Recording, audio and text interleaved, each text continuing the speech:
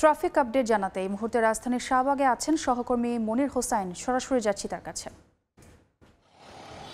এই মুহূর্তে আছি রাজধানীর শাহবাগ মোড়ে। এই শাহবাগ মোড় থেকে যদি আজকে ট্রাফিক আপডেট বলতে হয়, এই মুহূর্তে যদি শাহবাগ মোড়ের যে চিত্র, সেই চিত্র যদি বলতে চাই, একদমই প্রতিদিনের মতো যেরকমই যান চলাচল থাকে তেমনই একদম স্বাভাবিক যান চলাচল। তবে বেলা বাড়ার সঙ্গে সঙ্গে যানবাহনের সংখ্যা বাড়ছে এবং অফিসগামী যেসব মানুষ তারা যেমন বের হচ্ছে, সেই সাথে রাস্তায় যানবাহনের সংখ্যাটাও বাড়ছে। যেহেতু আজকে সপ্তাহের প্রথম কর্মদিবস, সেক্ষেত্রে কর্মমুখী মানুষ কিন্তু ঘর থেকে বের হচ্ছেন এবং যানবাহনের সংখ্যাটাও বাড়ছেন। জানিয়ে রাখি, চলমান যে ছাত্র আন্দোলন চলছে, বৈষম্য বিরোধী ছাত্র আন্দোলনের ব্যানারে, সেই শিক্ষার্থীদের আজকেও কর্মসূচি রয়েছে এবং সেই কর্মসূচি সকাল 11টায় তারা গণপদযাত্রা করবে এবং রাষ্ট্রপতি বরাবর স্মারকলিপি প্রদান করবে।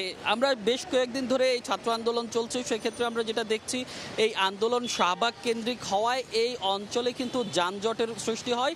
আজকেও যেই 11টা থেকে পদযাত্রা আছে, গণপদযাত্রা, ছাত্রদের কোটা বিরোধী, সেই পদযাত্রা শুরু হবে ঢাকা কেন্দ্রীয় বিশ্ববিদ্যালয়ের সামনে থেকে, লাইব্রেরির সামনে থেকে, এবং ঢাকা কলেজ, বকশীবাজার মোড় সহ বেশ কিছু গুরুত্বপূর্ণ মোড়ে তাদের এই কর্মসূচি পালন করবে তারা। সেক্ষেত্রে এই অঞ্চলগুলোতে, অর্থাৎ রাজধানীর এই মোড়গুলোকে কেন্দ্র করে কিন্তু একটি যানজটের আসলে শঙ্কা করা হচ্ছে। এবং আজকে একটি ভিআইপি মুভমেন্ট আছে এই পথে। সকাল 10:30 নাগাদ ওসমানী স্মৃতি মিলনায়তনে একটি অনুষ্ঠানে যোগ দেবেন প্রধানমন্ত্রী শেখ হাসিনা।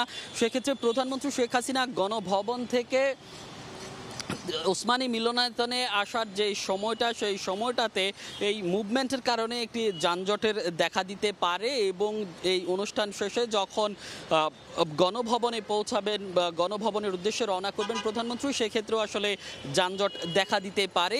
এছাড়া চলমান যে এইচএসসি পরীক্ষা চলছে, আপনারা জানেন যে আজকে এইচএসসি পরীক্ষা আছে। সেই ক্ষেত্রে এইচএসসি পরীক্ষার্থীদের যেই কেন্দ্রগুলো আছে, সেই কেন্দ্রগুলোর এলাকায় পরীক্ষাকে কেন্দ্র করেও কিন্তু পরীক্ষা শুরুর আগে এবং পরীক্ষা শেষের পরে যানজটের দেখা দেয়। সেক্ষেত্রে আসলে ট্রাফিক বিভাগ থেকে গতকাল একটি সংবাদ সম্মেলন করে জানানো হয়েছে বেশ কিছু কারণে যানজট থাকতে পারে এবং সেক্ষেত্রে নগরবাসীকে নির্দিষ্ট সময় নিয়ে, হাতে সময় নিয়ে বের হওয়ার পরামর্শ দিয়েছে ঢাকা ট্রাফিক বিভাগ। তো আজকের ট্রাফিক আপডেটের রাজধানী থেকে এই ছিল আমার কাছে সবশেষ। সরাসরি যুক্ত ছিলাম শাহবাগে।